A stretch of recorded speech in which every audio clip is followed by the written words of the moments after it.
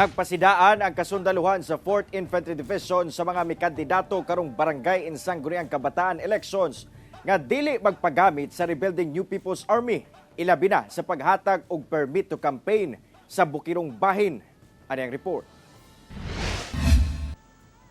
Nagpahimangno karon ang kasundaluhan sa 4th Infantry Division Philippine Army ngadto sa mga mukandidato sa umalabot nga barangay in Sangguniang Kabataan 2023 elections nga dili magpagamit sa rebuilding grupong NPA.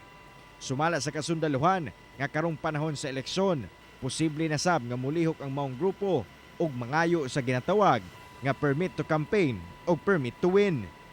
Gawas sa pangayuan nila ang mga politiko, posible sab kuno nga ilang hadlukon ang mga residente sa usa ka lugar aron butaran ang usa ka politiko nga ilang nagustuhan o ginasuportahan. So sa ngayon ay wala pa naman tayong nakitang ganitong move ng CTG, but we're closely monitoring with the other law enforcement agencies, the PNP and other law enforcement agencies para ma-intensify natin ang monitoring natin with regards sa mga CTG na possibly conducting extortion activities sa area po namin. Hugot sab nga ginamonitor sa kasundaluhan, ilabi na ang mga barangay nga anaa sa hilit nga mga lugar.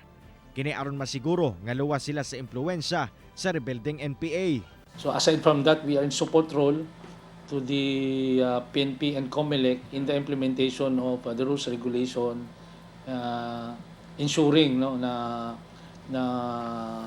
safe at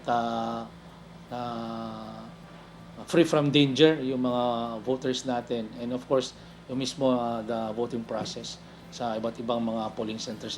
Ugaling adunay mamonitor nga mga kadudahang tawo sa inyong lugar, dili matud pa magduha-duha nga moduol sa otoridad o kaha i-text o tawagan ang hotline number sa 4th Infantry Division Philippine Army nga 0956 536 0599. Kauban si Makoy Sempron sa kamera.